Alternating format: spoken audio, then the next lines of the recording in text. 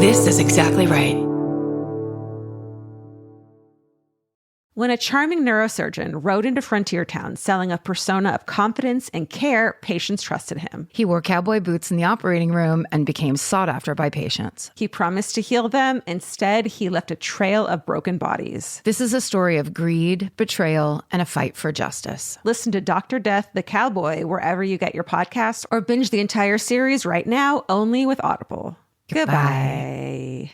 The best time to think about home security is before you need it. That's exactly why there's Simply Safe. Traditional home security only alerts you after a break-in has already happened, and that's too late. Simply Safe is changing that. Simply Safe's US-based live agents identify threats on your property and help deter them so intruders never get to your house. The system is customizable so you can build one that fits your home and your specific needs. The 24/7 professional monitoring is effective and affordable and won't lock you into a long-term contract. I think that's what's so scary for so many people is that long-term contract. And like, what if it turns out you don't like it or need it, but they don't have that because they know you'll like it and you'll know that you need it and feel so much safer when you have it. Like at this point in my life, I would never go without a security system on my house. I just feel safer with actually having Simply Safe around. There's a whole staff at Simply Safe that's waiting to talk to you and help you out. Right now, you can get 50% off your new system by visiting simplysafe.com/MFM. That's half off at simplysafe.com/MFM. There's no safe like Simply Safe. Goodbye. While the world watches the stars at the FIFA World Cup, Hyundai has its eyes on the next generation of talent. The future soccer stars who are already turning heads at age 14. Because next doesn't wait for an invitation. And Hyundai doesn't either. Hyundai has always moved the future within reach. Hyundai did it by making advanced safety standard on every vehicle. And by engineering EVs with ultra-fast charging capability. And Hyundai continues doing it every day because the future isn't some far-off concept. It's already here. Next starts now. Hyundai, an official partner of FIFA. Goodbye.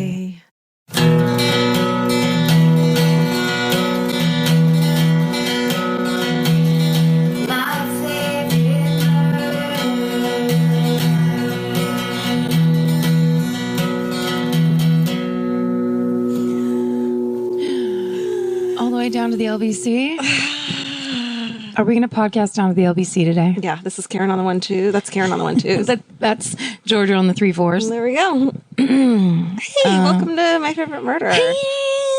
This is Karen. That's Karen. This is Georgia. Remember our voices. Remember, make mental pictures and then listen to horrible things from us. Then get ready to party. Party with knives.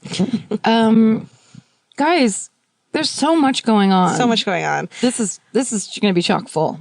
Yeah, this episode is about 1980s murders. 80s murders. It's episode Lucky 13. Yay. And we decided that we do when we decide these things, it's so random. We're just trying to interest ourselves. Yeah. And make something that we think will get.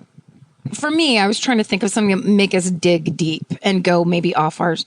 My standard interest is the murder of marginalized people so that I can come back and talk about and shake my finger at society and how society works. And how we've wronged. And how we've all been so wrong. Yeah, and we've wronged and been wronged. But then I think last week we got a little deep and personal and kind of sad. And so I was trying to think of like 80s murders would be like, immediately I'm thinking, come home in the morning. Like, you know, it's a Cyndi Lauper feel. It's a fun murder. It's a fun triangle, pink triangles and light blue dots type of feel. Okay. I should let you know that mine isn't fun. Okay. Mine is marginalized people. I mean, I feel like there's almost no way that it's not going to be that way. Well, the 80s just did a number on murder. Because I feel like there was a lot of horrific murders coming out. Yes.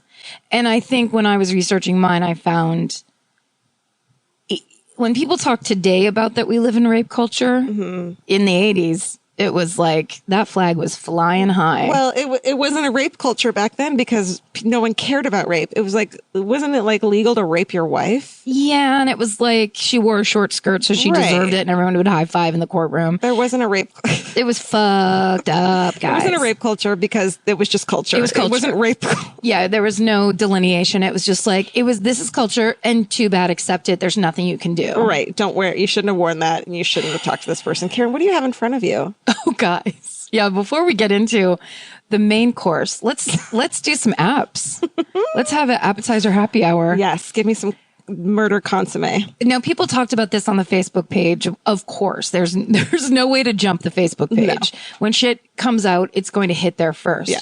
But I too, like someone who posted this on our Facebook page, bought the In Touch Weekly that had Jean Benet's cases finally solved on the cover. Yeah, but they don't. But they're like, but we're not telling you, right? Well, it can't be for sure because now it's gone into, it's almost like JFK theorists where it's all just split into these lunatic satellite theories.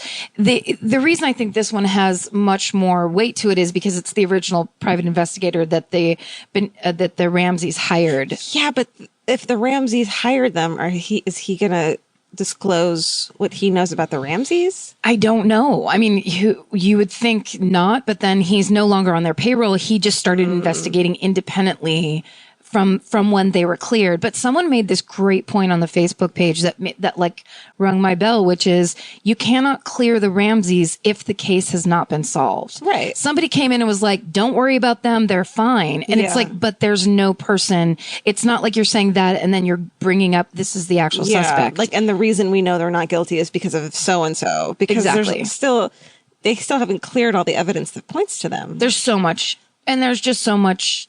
It's it becomes like it's the Jack the Ripper thing where when you go over the path over and over, everything gets muddied and crazy and you suddenly don't know where the path is anymore. Well, the thing that's frustrating to me is that anytime someone is like, here's the theory and here's why, every single one of them makes total sense. Sure. And you're like, okay, yeah, I could see that. And they are like, they pick and choose the evidence that supports that and it makes sense. Yeah. And then you hear, the evidence is something totally different. And you're like, that makes sense too. Right. So it's hard. It's very hard. And in this article itself, this happened to me, which here, I'll say this first. This is how terrible I am with the digital age we live in. This article was 4 pages long and I dipped out on page 3. I was like, I can't read that. I don't want to read this anymore. But I'll tell you why. Because it's this, what's his name? Ollie Gray is this private investigator. So he's got a team of people helping him for this investigation. They think it's a guy named Michael Helgoth who did it. Oh, they say who they think did it. Yeah. And they think he did it with other people, but this guy has killed himself, quote unquote, killed himself since that time, which the bullet went from left to right and the gun was laying on the right hand side. So they're like, that's not a suicide. Right. So they think that he was killed to be silenced as the people that did it with him want to make sure that he doesn't fuck them up and get them sent to jail. So they think it's one guy or multiple guys? They think that there was multiple guys. It's all different people saying all different things. Because then why wouldn't they kill? If it was just the 2 of them, I could see that. But if it was 3, okay, so it's 3, then why didn't whoever killed that one guy kill the other guy too? They could still do it. Or maybe they have. Like, we don't know because we don't know who those other 2 people are. But apparently this guy, Michael Helgoth, Ollie Gray, for some reason that name will not stay into my head. No. Ollie Gray says this guy is caught on tape admitting to the murder. Where's the tape? What's the tape? Let me see the tape. Let's see.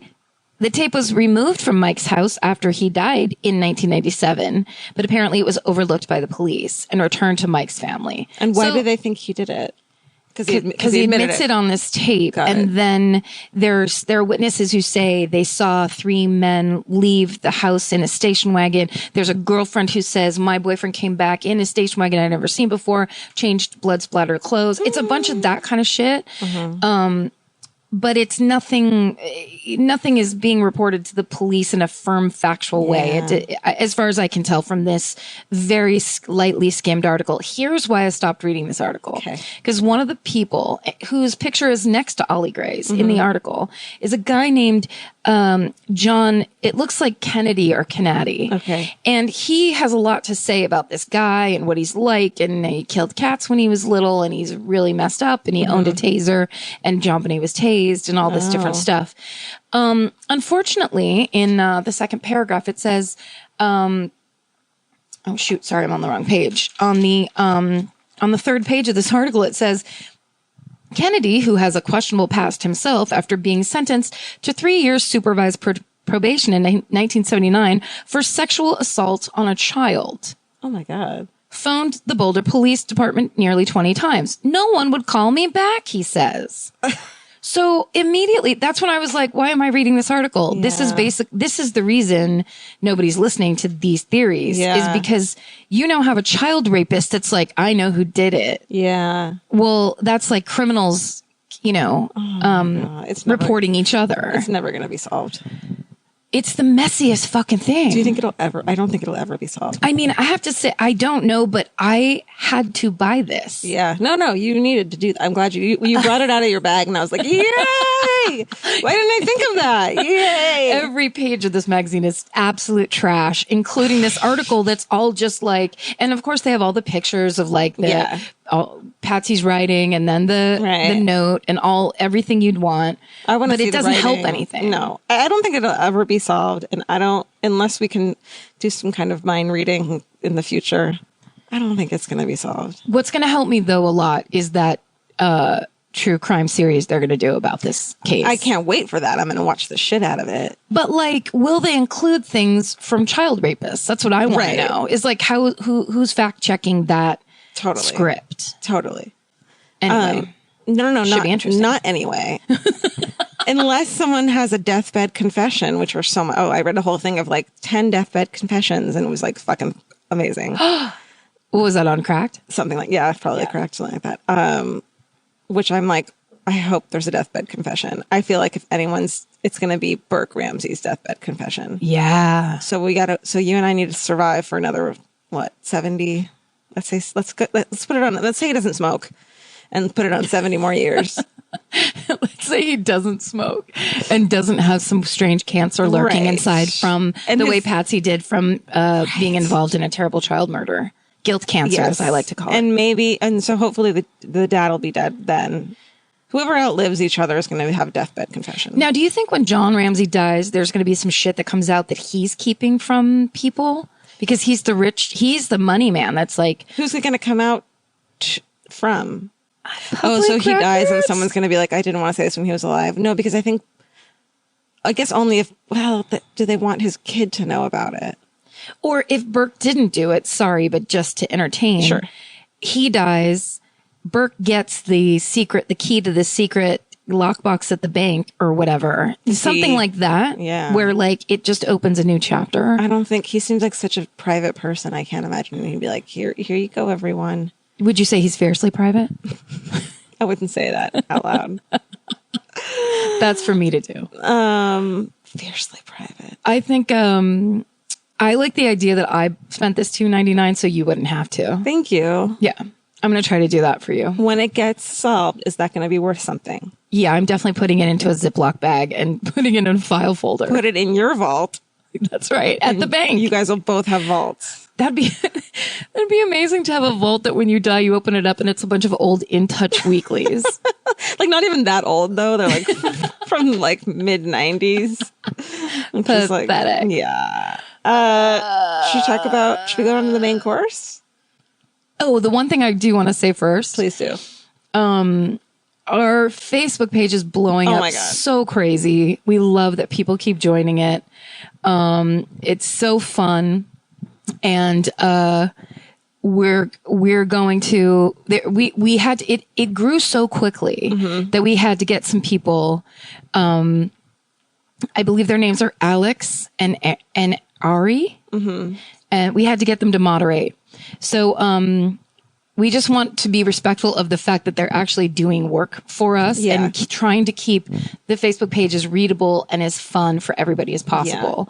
So patience as we kind of have weird growing pains because it isn't the original 300 people who are like, their own little club. And we're sorry it can't be that way anymore. It's almost 3,500. It's fucking crazy. It's huge. And also, thanks to you guys on the Facebook page, we also made the top 50 comedy podcasts on iTunes. Which is crazy. How crazy is that? So quickly. Yeah. Thank you guys so much for participating so much. The only way we can get on that is if you guys rate, review, and subscribe.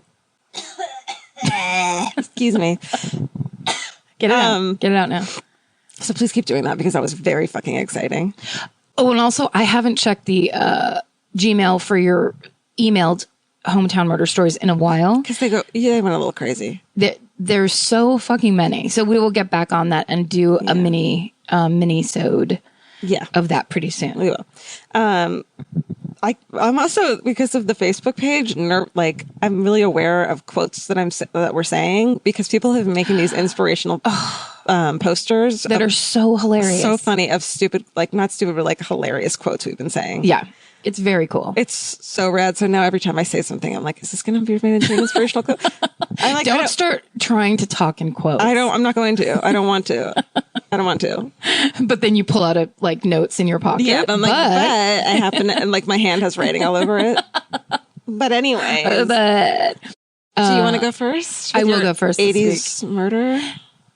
Come home in the morning.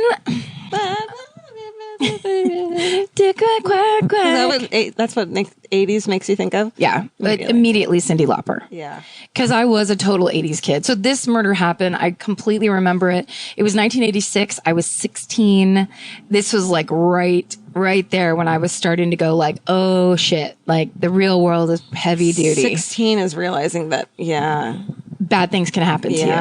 And yet, was I still a blackout drunk? You bet I was, lady. Did I still walk alone at night? Hell yeah. Absolutely. I was the queen of, they couldn't happen in my town. Right. So my murder is the Preppie Murder.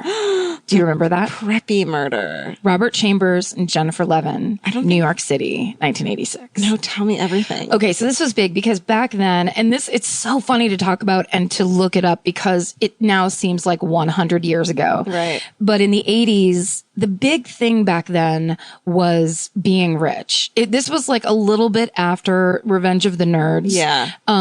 Where people started to acknowledge that there was another way to be besides popular, rich, blonde, skinny, on coke, and wearing an Izod shirt. Right. It's us against them kind of a thing. Exactly. But up until that point, it was basically this is the only thing you can be. And if you're anything else, you're just invisible and no one gives a shit about you, or you'll get beaten up and thrown into a garbage can. Yeah. So it was very much the greed is good Gordon Gekko era of the poster that had the Porsche with the naked lady on it that was boys and their toys. It's standard fare. It's everyone was assumed to be reaching for the same goal of being wealthy.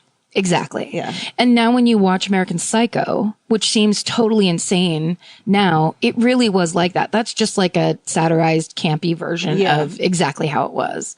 In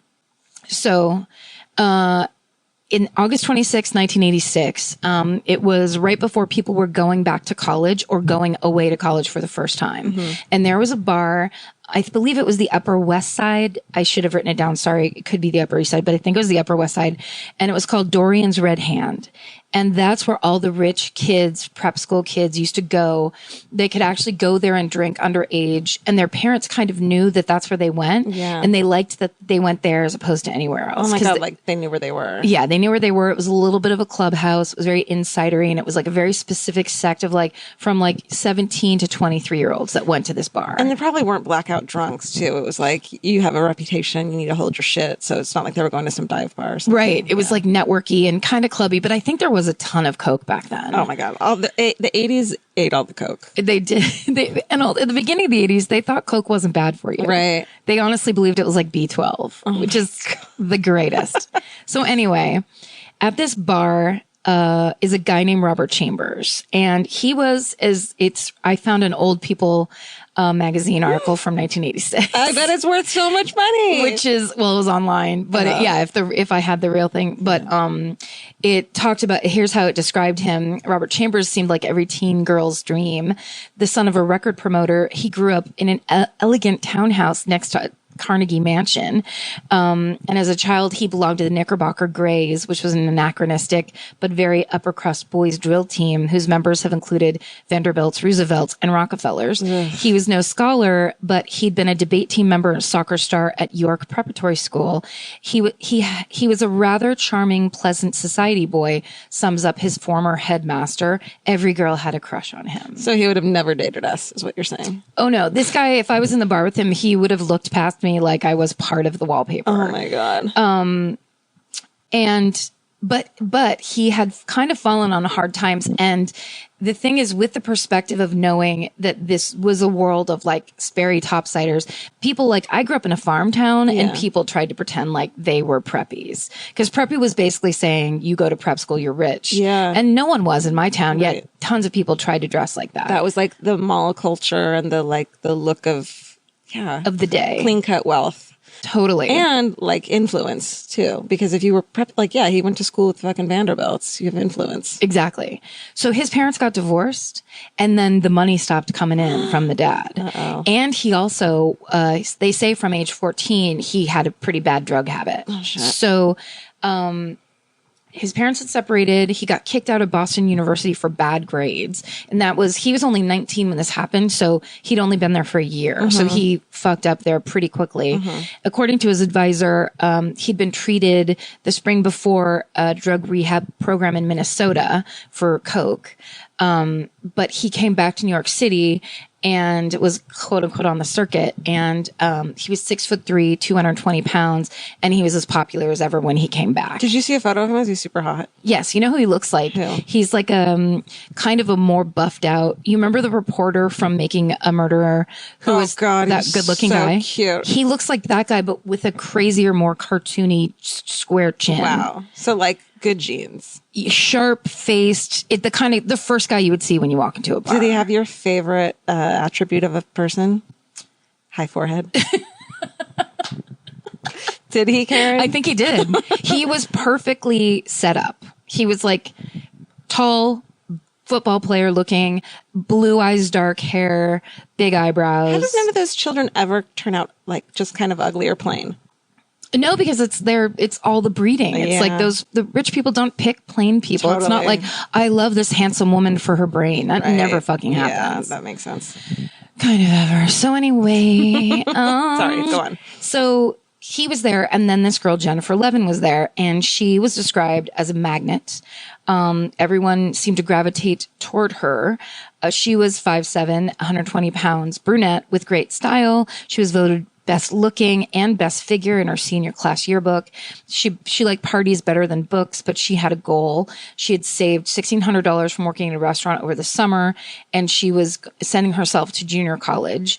Wow. So she wasn't a rich girl. No, but she was like in the mix. So I think she was like, she may have gone to those schools, but no, it sounded like she was more, she was more of made herself. She's the perfect murder victim. Self-made. That's right. Well, the thing is, like, she had an uncle that wrote for Sports Illustrated. I don't remember what her parents did. I do remember very distantly reading a big long article about her either in the New York Times or the New Yorker. But it was all about how her parents were more like the arty types. Like someone had money somewhere, but like she had to earn her own. Yeah. And so you'll see this girl gets totally fucking reamed by this defense attorney setup. Oh my God, tell me. Okay, keep going. I'm so, okay. I don't know this one. I'm so excited. Okay. This was kind of amazing. And actually looking back on it now, I'm amazed of how we all just ingested things. There was, no internet. You just kind of took it as it was given to you. Yeah. So this is just a quick story. She had charm. Her family recalled what happened one day 3 weeks before the murder, when she, riding in a taxi, told the cabbie that she was nervous about her impending driver's exam. Before long, the hack had shut off the meter and was tutoring her in parallel parking. Oh. So that's how charming she was. She never got to take that test because she went to Dorian's Red Hand that night, and everyone was there kind of saying goodbye, and like everyone's going off to college, whatever. And Robert Chambers is there. Now, they had dated a little bit before that. Robert Chambers' current girlfriend breaks up with him in front of everybody by throwing a bag of condoms at him and saying, "You're not going to be using these with me anymore." And people think that the reason she broke up with him was because of Jennifer Levin, that she found out that he had been cheating on her with Jennifer Levin. That's a theory. I didn't find anything that was like, this is definitive. Yeah. But it is definitive that this girl very publicly humiliated him and broke up with him in the really hideous way. So there was a couple different times listed in different articles I read, somewhere between 3:45 and 4:30 in the morning. Jennifer and Robert Chambers leave this bar and walk across the street into Central Park, which was apparently the common thing is people would they said if Dorian's Red Hand was the meat market, Central Park was the grill. So you'd you'd meet somebody and chat with them and everyone would go into the park to have sex. That's just, like that was a dangerous park back then, wasn't fuck it? yeah. Yeah. Yeah. Like what respectable girl wants to get boned in Central Park? But I guess it was kind of also Upper West Side, if it is West Side, which I think it is. I remember walking there when I lived in New York and being shocked at how safe it seemed. I was walking home at 11 o'clock at night. The streets are super busy, well lit. There's a doorman every 500 feet. That's true. I think also they lived in a world where they thought nothing could ever happen to them. Right. So 2 hours later, Jennifer's body is found by a bicyclist riding through Central Park. It's found behind the Metropolitan Museum of Art. Her shirt and bra are pushed up around her neck. Her skirt is above her waist and her underwear are 50 yards away. And her whole body is bruised and battered, has cuts and bite marks all over it. Wow. So the police start processing the scene and they don't say how they know this, but I found this in every article about this. Robert Chambers watched the police process the scene from across the street. He lived minutes away walking distance and he watched them as they put up the tape and did the whole thing. Probably the doorman said he was standing outside the door or something like that. Someone saw it. So basically when the cops do their footwork, they find out that he's the last person seen with her. So they go to his fancy townhouse. He opens the door and he's got scratches on his face and arms. And when you see the picture, it literally is one long one in the middle then little ones down the side. It's a hand scratch down his face. And he had him on his arms. And he said it was his cat. And then the cops find out the cat had been declawed.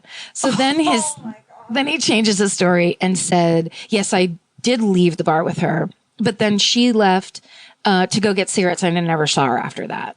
Well, she didn't smoke. Oh, yeah. So then finally they get him, he has a taped confession and this is what his taped confession is. He says,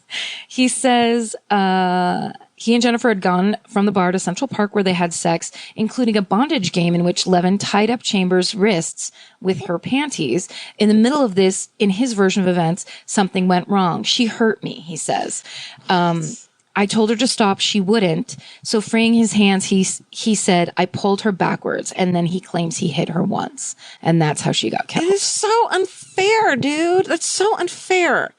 Well, the assistant district attorney who was in that interview said to him, I've been in this business a while and you're the first man I've seen raped in Central Park. So people weren't buying it from the outset. It upsets me so much when a person like him can't you're taking a little responsibility, just go the whole way instead of blaming it on her. It's so unfair. I know, but we are talking about, this is I'm sure part of it, this is a drug addict. This is a person who's slowly sliding down the status mountain. And he probably is used to getting everything he wants and having everything go his way. Yeah. And if he's a narcissist and possibly a sociopath, he's not going to handle this correctly ever or cop to it. And he probably doesn't have the kind of parents that are like, hey, guess what? Do the right thing. Yeah. All is true. I'm coming at it from my own personality. Why can't things be good? Right. Yeah, of course. So this race scenario was considered to be highly unlikely in the light of the fact that Chambers was more than a foot taller than Jennifer. This says she was 5'4". That's much different than 5'7", which is from the different article. Anyway, but he was a foot taller than her and 100 pounds heavier than her. Yeah. So everyone's just like, yeah, I don't think so. Now, here's the problem. The way his defense attorneys did it, the articles that start coming out, because of course the media has to go with the grossest version of the story. Yeah. So the New York Daily News had headlines like how Jennifer courted death and sex play got rough. And her reputation was totally attacked while Chambers was portrayed as a Kennedy-esque preppy altar boy with a promising future. Wow. Yeah. Yeah. Oh, why media? Why? I mean, and it's that gross thing of like, you see people talking about it online all the time now, where it's like that Planned Parenthood shooter where they were like, he was sad and lonely. And it's like, why are we talking about how hard it was for the guy who just shot all these people? We're not talking about the victims. Totally. Maybe they were sad and lonely too, but they didn't fucking shoot anyone. I mean, it's the weird media bias that, we're all starting to become more and more aware of as time goes by. One outlet picks it up and the others all have to go along with it. Right. And it's like, it's the same thing as these days of like clickbait. It's just the old version of clickbait. Yeah. In court, the defense sought to depict Levin as a promiscuous woman who kept a quote-unquote sex diary, except for that never existed. She had a small notebook that contained the names and phone numbers of her friends and notations of ordinary appointments. So she just had like a day runner like everybody else. And they tried to say she had a sex diary and she was that much of a slut. Even as if, hey, guess what? Even if that was true, you don't get to murder her. No, but in the 80s, that's a legitimate defense. Yeah. But these tactics, luckily, they were met with public outrage, and there were protesters demonstrating outside the courtroom, calling themselves Justice for Jennifer. So people got super pissed that that's the way they did it. Good. And the prosecutors came right out and said he was high and drunk, and he killed her in a rage because he could not perform sexually, and that's really what happened. The jury deadlocked for 9 days. A plea bargain was struck in which Chambers pleaded guilty to a lesser crime of manslaughter in the first degree, which is a Class B felony, and to one count of burglary for thefts from 1986. Who cares about that? So he served from March 22nd, 1988 to February 14th, 2003. But he's still in jail now because he got out and almost immediately got arrested again for selling drugs.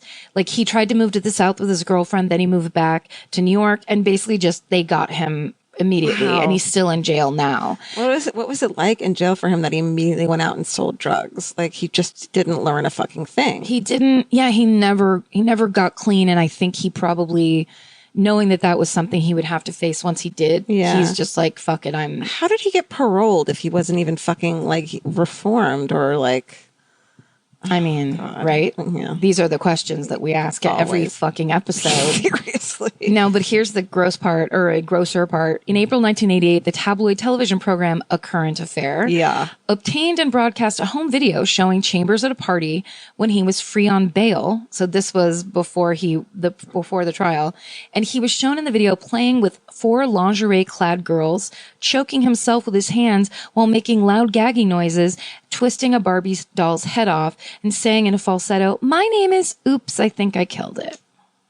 What? And there is a movie called The Preppie Murder starring William Baldwin and Laura Flynn Boyle as Jennifer Levin. Oh, no. That you can watch if you want to hear even more of that hideous story. That makes me so sad. I want to know how his parents, how they reacted, what they're doing now. They keep in touch with him. I want to know everything. Well, and also there was a ton of to me, this is about, he was very Catholic. He had a lot of family in the Catholic Church in New York City. There was a lot of not Anglican, but his Catholic priests coming forward and people kind of attesting because he was this fucking altar boy. Yeah. It was all that shit. And to me, it's the sexuality issue between the Catholics and Jewish people where it's a healthy, normal thing to have sex and be sexual. So she was Jewish and he was Catholic. Yep. And I think there was that cultural thing of but she deserved it. Yeah. Or she was loose, or she did stuff like this. Or she was asking for it.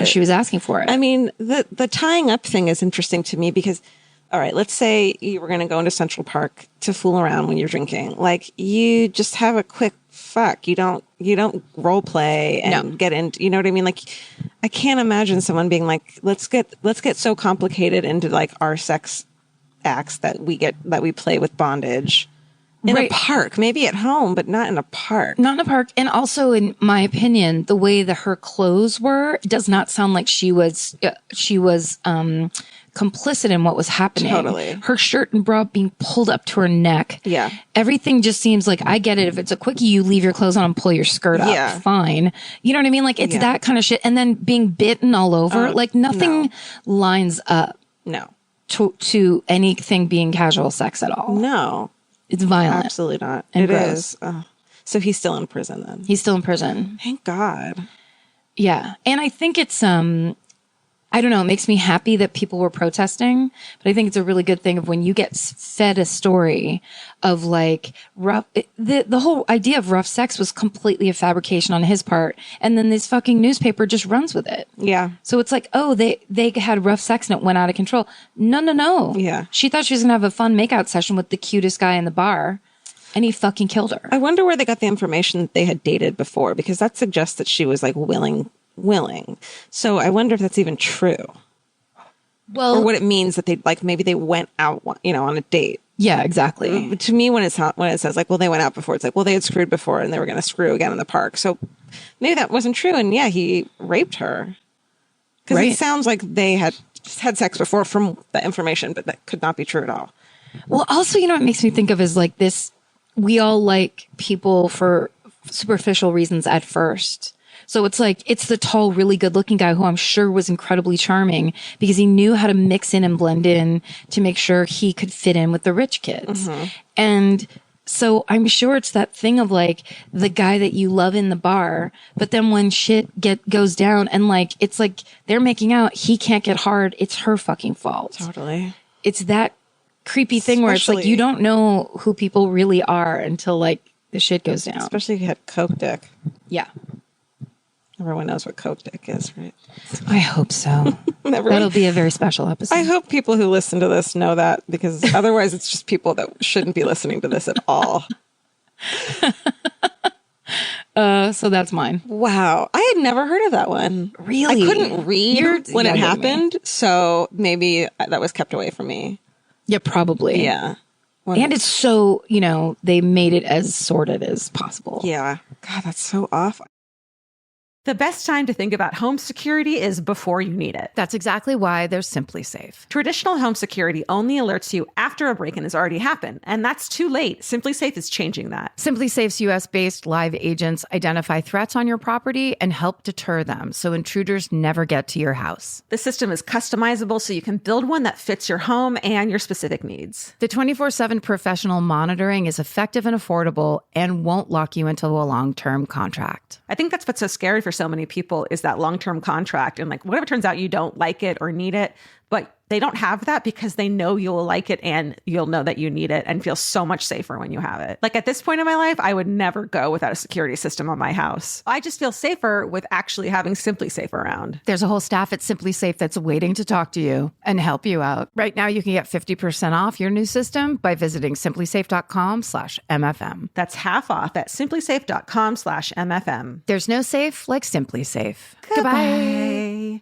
Vacation planning should feel like a breeze, not a deep dive into countless travel sites searching for the best deal. With Cheap Caribbean's Budget Beach Finder, you can search every destination and every date all in one search. You'll save time and money with the Budget Beach Finder. Say goodbye to endless scrolling and tab hopping and hello to Budget Beach Bliss at your fingertips. Go to cheapcaribbean.com to try out the Budget Beach Finder and see just how stress-free vacation planning should be. Goodbye. Capture your favorite summer feeling with Pandora Jewelry. Discover a collection inspired by the sunshine, freedom, and unforgettable moments that make the season so special. Whether you're planning a weekend getaway, gathering with friends, or simply soaking up every sunny day, Pandora Jewelry offers meaningful pieces designed to celebrate your unique story. From sun-kissed metals that catch the light beautifully to personalized pieces ready to be engraved with your summer mantra, every detail is crafted to help you express yourself with confidence and style. Explore charms, bracelets, rings, necklaces, and more, thoughtfully designed to complement every adventure and occasion. Each design moves with you, from beach days and road trips to rooftop dinners, golden nights, and every memory in between. Layer your favorite looks, mark life's meaningful moments, and create lasting reminders of a season you'll never want to forget. Find the pieces that reflect who you are and where this summer takes you. Shop Pandora Jewelry's new summer collection in-store or online at pandora.net and let your summer unfold. Goodbye.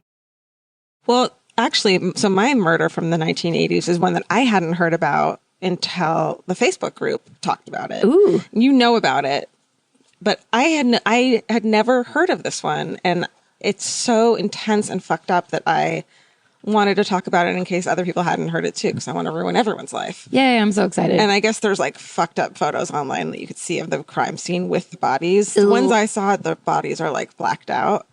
but you can see certain things about it too. And I guess the photos are really troubling, and I'm shocked that I didn't click on it.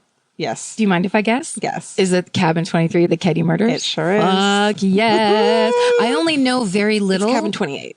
Okay, see, I don't know that much. But I love this one because it's so fucking weird and mysterious. It's not that far from your hometown, right? It is. Well, it's hours in, but it's like it's Central California, which is a very weird area. Northern Central California is like no man's land. Totally. I mean, it's back for California. It's backwoods. Yes, which is so surprising. You come to LA and you go to San Francisco and you in all these little towns and you don't think it's like that, but then nope. Mm-hmm. Yeah, there's a lot of little towns, little mining towns and such where people just stayed and cooked meth. That's exactly right. It's like bikers and drugs, essentially. Please don't kill us. There's definitely good bikers out there. There's very good bikers out there, for sure. I'm just making sure that... Okay. All right. So the Keddie Murders, Keddie. It's an unsolved 1981 American quadruple homicide that occurred in Keddie, California, which was a former resort town in the foothills of California's Sierra Nevada. And so it seemed like this little lake or this little forested area with cabins, a bunch of cabins. The murder took place in cabin 28 during the late evening of April 11th, 1981, or the early morning of the 12th.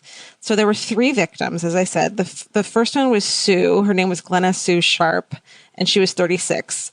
And her son, John, who was 15, and John's friend, Dana Wingate, who was 17. And at some point after the crime, it was realized that Sue's daughter, Tina, who was 12, was missing. So what happened was Sue Sharp and her 5 children had been renting the cabin since November 1980. And on the night of April 11th, it's so complicated because Sue is home with her 2 youngest boys who were little kids. And a friend of theirs named Justin was staying the night. So there were 3 little kids in the back bedroom, 3 boys. And this is a tiny cabin. You can see pictures online of the crime scene and what a small cabin it was. And Tina came home. Sue's oldest daughter stayed at the cabin next door, which is always like, like the chances, man. Yes. And Tina, the 12-year-old, was wanting to stay with them. And they were like, no, we want, we're the older girls. We want to be alone, which like the guilt that she must have carried with her. The worst. For the older sister for the rest of her life. So it's 10 p.m. and the next morning, the older sister, Sheila, comes home and finds Sue and her brother's friend, Dana, just brutally murdered. Let's see. They had all 3 victims had been bound with medical tape and electrical appliance wire. Over 22 feet of medical tape of varying widths were found on the bodies. And there was no medical tape in the house, so it came from somewhere else. The bodies had been bludgeoned with hammers, 2 distinct size hammers, so 2 different hammers. And Sue and John had been stabbed repeatedly, including stab wounds to the throat, which is like, fuck, stabbiness, man. Is that going to be inspirational? No.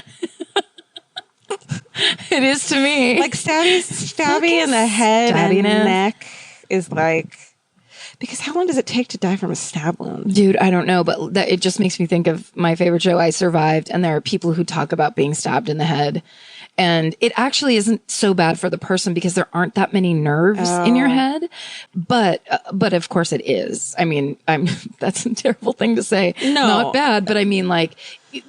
But yeah, it's horrifying. Just being stabbed is horrifying. I know a guy who got his fucking throat slit and survived.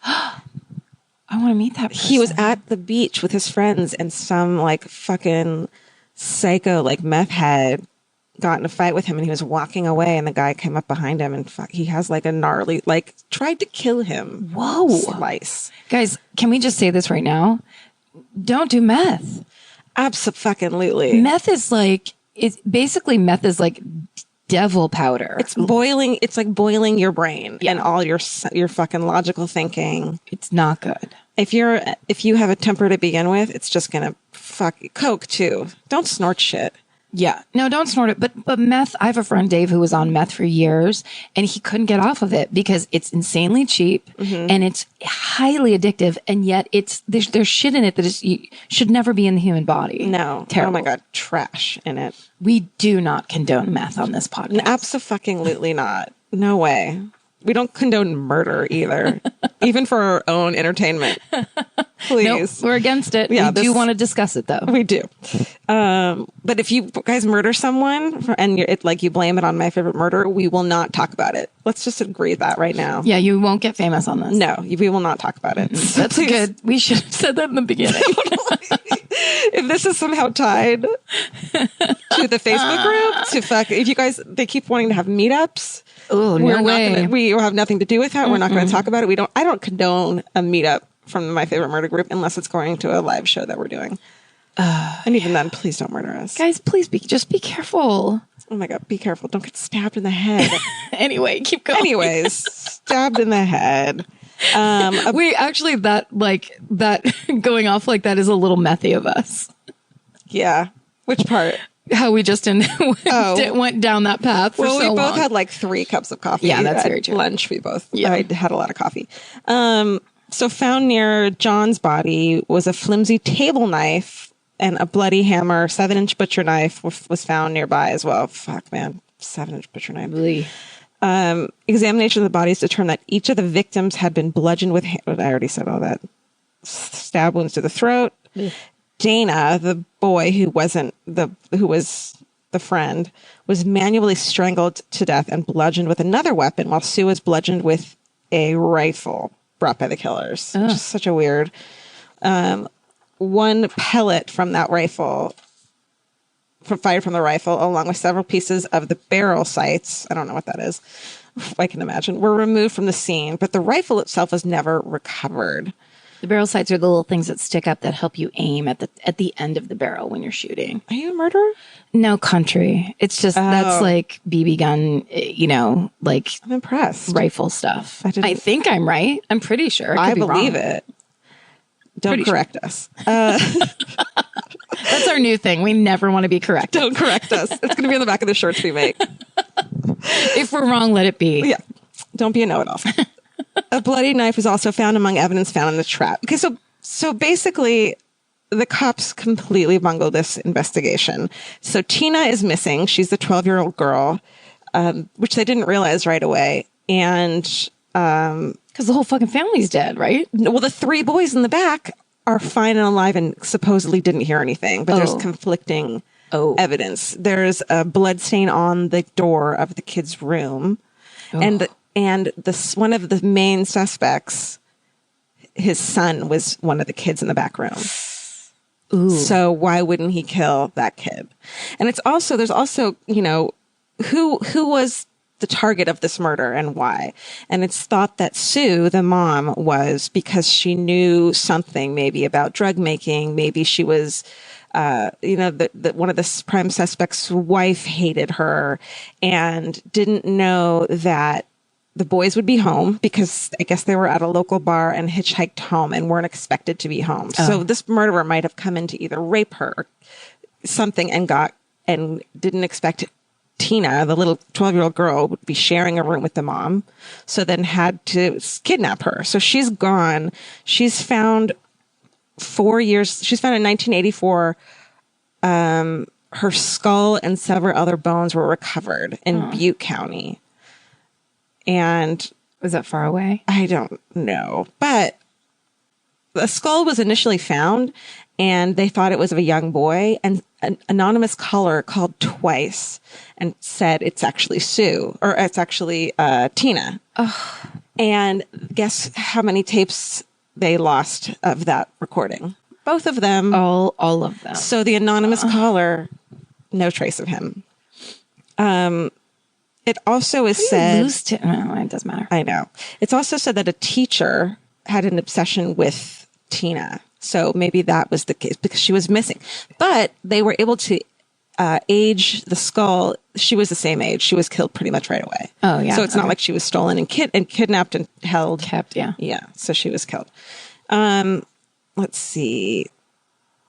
So the boys were found uninjured. The case grew cold. Let's see. They released the original and backup copy of the audio of the anonymous call to an undisclosed member of law enforcement. And they were released to the same person, and they disappeared. Let's see. The murders remain unsolved, although it's active because good old fucking Reddit is like on the case. Yeah, and this is where I got a lot of information from, including the main suspects, which is Martin Smart and his friend John Boubed, Boubede, Boubede. Bobidi. So Smart was a next door neighbor who was good friends with the local sheriff, like besties with the local sheriff, right? Okay. And it was Smart's stepson who was staying in the cabin, who was the little kid in the back. Oh. And then when he was questioned by law enforcement, he slipped up and said, he's quiet enough to where he could have noticed something without me detecting him. Indicating your stepson was a quiet kid that might have seen you at a murder scene, right? And then those other kids, the other little kids, terrified. Yeah, oh my god, right? Let's see. And then Boubede had FBI connections and was federally prosecuted because some of organized crime shit. So this guy was a fucking criminal as well. And it's like, I was reading this shit, and there are so many criminals that were in this town that it was like a multitude of suspects. Could have been even, let's see, hold on. Let's see, they were questioned, circumstantial evidence, but they're reopening the case. Oh. But they've both died of natural causes since then. Those two suspects? Yeah, which is like such a bummer that when the main suspects die. Yeah. And even when they keep searching and like come to the conclusion, it's such a bummer. Well, what's super weird to me is usually when people get killed because they find out something they're not supposed to know about, say, a case or a drug deal or whatever, you don't get bludgeoned and stabbed a bunch of times. That's personal. That's true. And so Sue's body was tied up in a way that was super sexual, but she wasn't raped. She was basically found naked from the waist down, splayed open in a humiliating manner. Oh. Which is like, it's almost like they're wanting the person who finds them to be, freak the fuck out. Yeah. Luckily, and degrade her. Right. Yeah. Luckily, the older sister was smart enough to make the little boys in the back room come out at the window so they didn't have to see this scene. And the other thing is the kid who wasn't part of the family, his head was placed on like a pillow. So it's almost like they were taking care of him as if they knew him. And he wasn't killed in the same manner that the other kids were killed. Like he was basically just a witness and had to go. Right. So maybe they were, it sounds like someone was pissed off at this woman and this family and fucking sent some kind of message to whom, I don't know. It's also said that there's a sketch of a suspect that I think one of the kids drew because they did say they saw someone, or one of the kids, and it looks a lot like, it's very similar to Ing and Lake. And they lived about 4 hours south of Keddie, which is, of course, the big serial killers. And if you look at the sketch online, it fucking looks like them. Apparently, Charles Ing might have been in prison at the time, although it's kind of unclear. Wait, it's a sketch of one person or two people? I can't really tell. It might be a sketch of one person in two different looks. Oh, I see. But it does definitely look like Lake. What was Lake's first name? Leonard Lake. Leonard Lake. Thank you, my lord. So I was so proud that I just thought of that. I know, I'm really impressed I never with you. remember anything. I don't either. We're perfect for having podcasts, right? Sure. So in this past couple months, the Plumas County Sheriff Greg Hagward has said we're arriving at points where we're going to be taking some next steps in the case, and they're crediting Reddit. Yes, they're like straight up. Oh, I love that. It's because these fucking people who have become obsessed with the case and are like dissecting it completely. It's pretty amazing. Beautiful. They tore down the cabin recently because people were just like fucking going there all the time. Hagwood said there are people, some still living in the county, who know what happened and were possibly involved, whether directly or after the fact. And circumstantial evidence was never enough to charge these two guys that everyone thinks did it. And so Dana Wingate, the kid who was a friend who came over, was not killed in the same fashion as the other two. He was beaten but not stabbed. He was strangled and was made comfortable by receiving a cushion from the couch to rest his head on prior to the execution. And you can see photos where like his head is blacked out, but you can see that his head is on a fucking pillow. And they're all like next to each other too, which is so awful to see each other die that way. Yeah. Okay, so the last thing I want to say about this is that so John and Dana, the two boys who were killed, the two men who were killed, were last seen walking along State Route 70 near Quincy. So they were on their way home, and the crime may have already been in progress when they arrived at home. So I feel like Sue was the target, whether it was for rape or some kind of revenge or something like that. I think maybe she wasn't even supposed to get killed. So it sounds to me like it was botched. And then they walked in and the whole thing turned into like Right. some kind of a fight where then they had to kill everybody. Yeah, it sounds like it. Except for the kids in the back who maybe was one of the suspects' stepson. Fucked up. Fucked up. Oh, and someone on Reddit wrote, Keddie holds many skeletons in its closet. There were, in 1981, so many potential perps in town that you could have stood in the main street, thrown a dart with your eyes closed, and hit one. The Sharp family were in this idyllic little resort town surrounded by child molesters, drug runners, professional criminals, corrupt cops and businessmen, habitual transient, and at least one known serial killer. Fuck. I know. Who's the known serial killer? Do you know? I don't know. I love that. I know. I had his name, but I had never heard of him, and I forgot to look him up. That's incredible. I know. It's so because it makes me think that they're reopening it now. Not, of course, because of the Reddit thing. I love the way this is like people are just be like, fine, if you're not going to solve it, we're going to fucking solve it. Yeah, and everyone keeps coming to the same conclusion. Yeah, that's amazing. But also, if it was an inside job or if it was some kind of like corrupt cop situation, Yeah. those people, it's like their power is gone. And so there's like new blood that's like, yeah, we can't have this just sitting and being like defining our town. Well, actually, the new sheriff was around back then. He initially got fired before the murders because he said something inflammatory against the then sheriff, who was like, "You're out of here." But then when he got back he was reinstated, they forbade him from researching this case. Huh. So now That's weird. Yeah, now that he's the sheriff, he's like super fucking into it. It is on. And it's on. I wonder how much evidence is missing, like those tapes. Like, I wonder how much people fucked with it. Yeah. How hard it's going to be. You know what I mean? Well, the fact that the main suspect was one of the sheriff's like best buds, and evidence got lost says so much about it. Yeah, like, that's very suspicious. Yeah, evidence doesn't just get lost. Right. You know how I first found out about this murder? And it surprised me because it is in California, although it really is like a different state. Totally. That part of California is like, there's just no one lives up there. And then the people that do are the people who are trying to get away. Absolutely. Essentially. But did you ever see the movie The Strangers?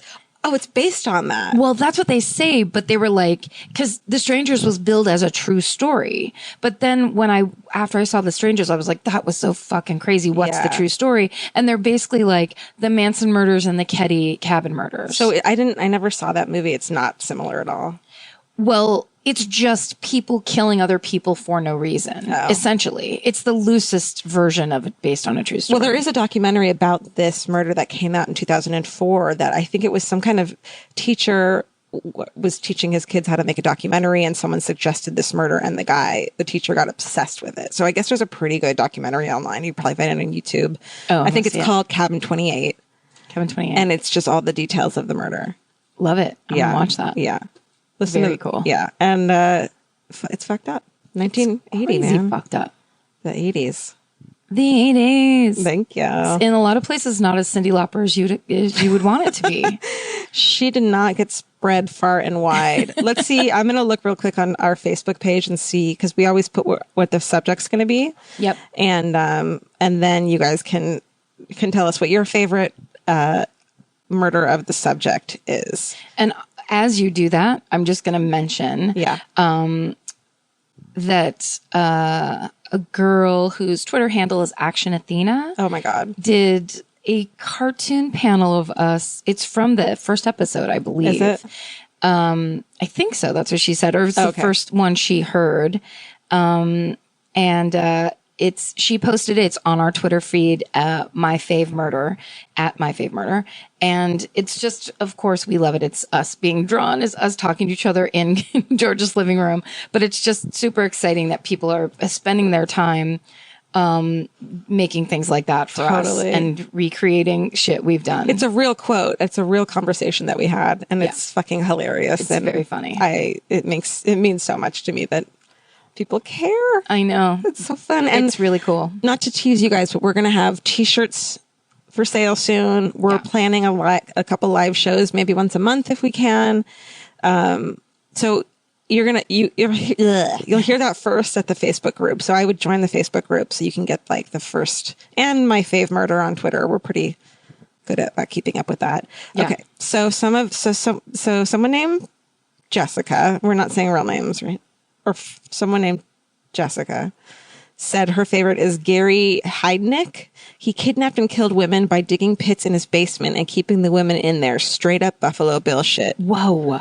Yeah. I've never heard of that. Someone named Amber said, I think this one is kind of weird and obscure, but in 1985, a little girl named Cinnamon Brown, she was 14, killed her stepmom at her father's behest, then tried to overdose on sleeping pills, which her father also told her to do. I totally remember this one, and it freaked me out. The police found her unconscious in the doghouse outside and arrested her, and she was ultimately released in 1992. Apparently, the whole reason behind this was that her dad was sleeping with his wife's younger sister, who I think was pregnant with this child at the time. Evidently, murder seemed much more appealing than divorce. I totally remember this story. Oh, that's fucked She up. tried to overdose and was sleeping in the doghouse. It was her stepmom or her real mom? It was her real mom. Fuck.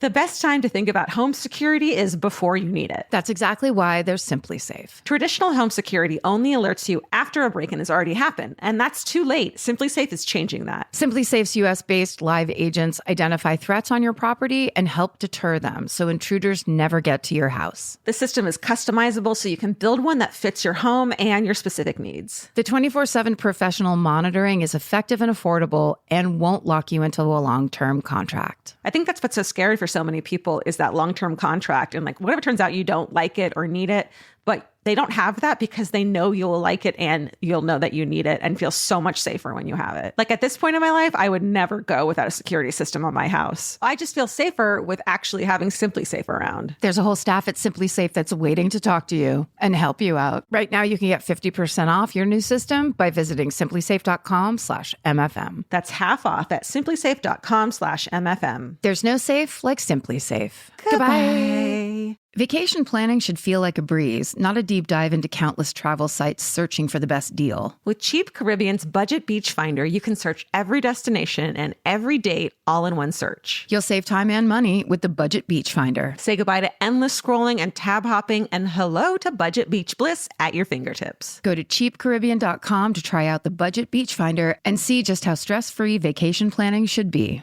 Goodbye. Capture your favorite summer feeling with Pandora Jewelry. Discover a collection inspired by the sunshine, freedom, and unforgettable moments that make the season so special. Whether you're planning a weekend getaway, gathering with friends, or simply soaking up every sunny day, Pandora Jewelry offers meaningful pieces designed to celebrate your unique story. From sun-kissed metals that catch the light beautifully to personalized pieces ready to be engraved with your summer mantra, every detail is crafted to help you express yourself with confidence and style. Explore charms, bracelets, rings, necklaces, and more, thoughtfully designed to complement every adventure and occasion. Each design moves with you, from beach days and road trips to rooftop dinners, golden nights, and every memory in between. Layer your favorite looks, mark life's meaningful moments, and create lasting reminders of a season you'll never want to forget. Find the pieces that reflect who you are and where this summer takes you. Shop Pandora Jewelry's new summer collection in-store or online at pandora.net and let your summer unfold. Goodbye. That's heavy. Yeah. Oh, no. I'm sorry. It was her stepmom. It was her stepmom? Yeah. That's better. I know. I mean, it is, But it's all though. horrible. The idea that to make a child murder someone is just, you should. Here's one more by Myra. Judith Eva Barcy. She was the voice of Ducky in The Land Before Time. Totally remember that. Her catchphrase, yep, yep, yep, from that movie is inscribed on her grave. Both her and her mother, Maria Barcy, were shot and killed by her father, Joseph Barcy, in 1988. She was only 10 years old. No. Oh, honey. awful. Sweet angel. Shit. We'll take all the kids. You're thinking about murdering a kid. We'll adopt it for you. Oh, No God. questions asked. Well, and also just what brand of monster are you that you can kill a child? It's fascinating. It's cryptozoology to me. It's Dude. like, where are you?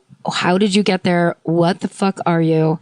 I mean, as advanced as our brains are, the fact that that can still be a thought that not even crosses our mind, but that you act out. Yeah. Like we're supposed to be evolved way past that. Yeah, it's not good. No. It I'm is going to super give up my weird. address so if people want to drop off their kids at my house instead of killing them. What if I did that? I would edit it out and then we would have a long talk. No, I want to keep it in. No, you have to let me. It's our first fight. It's my choice, Karen. Oh my God. What great would You that won't be? let me include my address in the podcast. Oh, I could give out my P.O. box, and if people want to send us shit, they can. Yeah. But that's still scary. What if someone just waits at the P.O. box to kill me? Hey, look. It's okay? No, I don't know what to say. I mean, it just immediately made me think of how there's so many ways to find people online these days. And I just gave someone an idea, so now if I ever give my P.O. box out, they got the idea from me. Every way you turn, there's danger. Anxiety medications. Try them. There's so many ways that you can help yourself. This podcast was brought to you by Xanax, not meth, Lamictal. Lamictal, And the makers of machetes. and therapists. And and just talking about it. Because most of the time that helps a lot. Oh, man. Talking about it. Talking about it, right? We're talking about about it it. out. This is therapy. It is for me. Yeah, me too. All right, anything else? I think I'm thoroughly depressed. I'm thoroughly stoked. This was a good one. This was fun. I liked this one a lot. What should our next theme be? We should pick it at the end of every episode. Do you think? Let's do the 90s. Let's just go through the net. No, honestly, yeah. Let's do the 90s. Should we? Yeah. Okay, great. Because I found a lot of good ones, and every time I saw what year it was from, I was like, damn it. That actually happened to me too. It was always like either the 70s or the 90s when I was looking. Okay, let's do the 90s this time, and then maybe we can do the 70s next time. I wonder if there was like in the 90s, there was some, I was just going to say if there was a rave murder or a Junko Jeans murder. And we both know there was. Well, yeah. There was that amazing is it Selig murder? Yeah. That was crazy. Party Monster is a good movie. Party Monster is a great movie that's based on that. I'm sure everyone has seen it that's fucking listening to this, great. but Well, my God, it's girlfriend, dark. I went to raves and wore Jinkos, so. Dude, it's just, once again, I hate to be like, I don't want to sound like the church lady or anything because I've done plenty of drugs in my life, but they really are. No one talks about how it's like, pot is the gateway drug to, harder drugs, No, but it's harder not. drugs are the gateway drug to murder. They really are. Yeah. I'm not going to say this because it's not true, but no one's fucking killed anyone on pot. That's not true at all. Yeah, I'm sure it's 100%. But you know what it is? It's like someone's car just strangely listed over into, like a guy riding a bike or something. It's just purely from being out of it. Did you hear that they just pulled 2 cars from like the 50s and 60s out of a lake, and 6 people were found total, and they were like missing people? No. And these are my favorite. Yeah.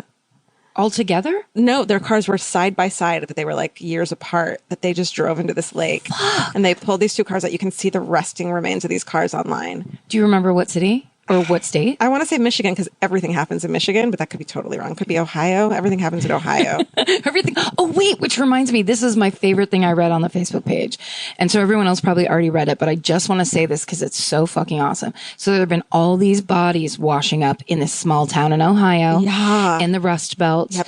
And there's a bunch of articles about it. There was a guy who posted my hometown murder, because I think that's probably where he's from. And then someone did an update, which is an article from Jezebel about how a sex worker in Las Vegas shot a guy that was trying to murder her. Yes, she did. And she killed him. And it turned out he had a full-on murder kit in his car. He had no money to pay her. He had bleach. He had handcuffs. He had all this stuff. There was no way And it he wasn't had a murder done kit. it before. He had done it before. He had told her he was going to jail for a very long time, right before he thought he was going to kill her.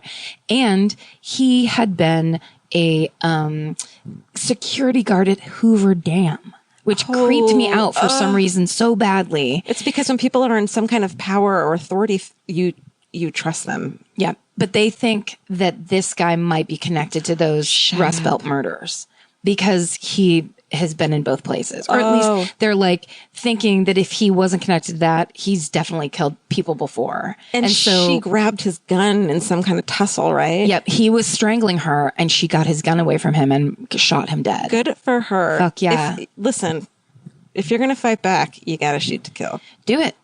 He's going to kill you. I think about that often. Like if I had that chance, I would shoot someone in the fucking head. I wouldn't shoot them in the leg and debilitate them. Also, it would be very difficult if you were not a trained professional to then be like, here's how I'm going to incapacitate this person. It's like someone's trying to kill you, you try to kill them. That's just like, well, Karen knows how to use a gun, so don't fucking come after her. Apparently, I just learned that today. Yeah, every podcast, I'm going to reveal a little bit more, and then it's going to turn out that I too am a serial killer. I'll What be if like, you killed me? Oh, you know, the safety that you just flip the safety off. What if in our 100th episode you murder me? I feel like it'd be a great ending. I don't see what the problem is. Let's say 200. Okay. Or 250. Okay. All right, we have to finish. Okay. Thanks for listening, you guys. Facebook, Twitter, This and that. You know how to find us. Thanks for being there. Thanks for listening. Okay, bye. Stay sexy, Stay Karen. sexy. Don't get murdered. If audiobooks are your thing, or if you've been meaning to listen to more of them, you should check out a podcast called Earsay, the Audible and iHeart Audiobook Club, hosted by Cal Penn. Each episode spotlights standout audiobooks on Audible across all kinds of genres: sci-fi, comedy, romance, thrillers, and more, with Cal talking to guests who help break down what makes each story worth listening to. It's a fun, easy way to discover your next great audiobook. Check out Earsay on the iHeartRadio app, Apple Podcasts, or wherever you get your podcasts. Goodbye. The best time to think about home security is before you need it. That's exactly why there's Simply Safe. Traditional home security only alerts you after a break-in has already happened, and that's too late. Simply Safe is changing that. Simply Safe's US-based live agents identify threats on your property and help deter them so intruders never get to your house. The system is customizable so you can build one that fits your home and your specific needs. The 24/7 professional monitoring is effective and affordable and won't lock you into a long-term contract. I think that's what's so scary for so many people is that long-term contract. And like, whatever turns out you don't like it or need it, but they don't have that because they know you'll like it and you'll know that you need it and feel so much safer when you have it. Like at this point in my life, I would never go without a security system on my house. I just feel safer with actually having Simply Safe around. There's a whole staff at Simply Safe that's waiting to talk to you and help you out. Right now, you can get 50% off your new system by visiting simplysafe.com/MFM. That's half off at simplysafe.com/MFM. There's no safe like Simply Safe. Goodbye. Vacation planning should feel like a breeze, not a deep dive into countless travel sites searching for the best deal. With Cheap Caribbean's Budget Beach Finder, you can search every destination and every date all in one search. You'll save time and money with the Budget Beach Finder. Say goodbye to endless scrolling and tab hopping and hello to Budget Beach Bliss at your fingertips. Go to cheapcaribbean.com to try out the Budget Beach Finder and see just how stress-free vacation planning should be. Goodbye.